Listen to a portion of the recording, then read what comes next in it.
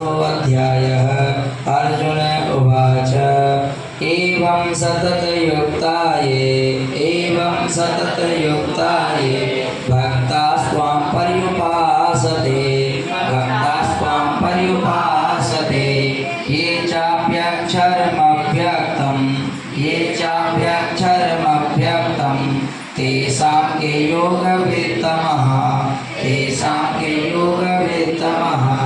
श्री भगवान उवाच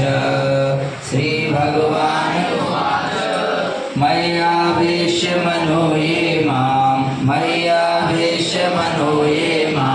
नित्ययुक्ता उपासते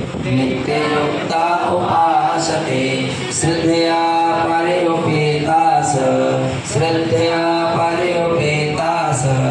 ते मे युक्ततमा मताः। अब आप बोलेंगे शुरू से इसको ऐसे बोल के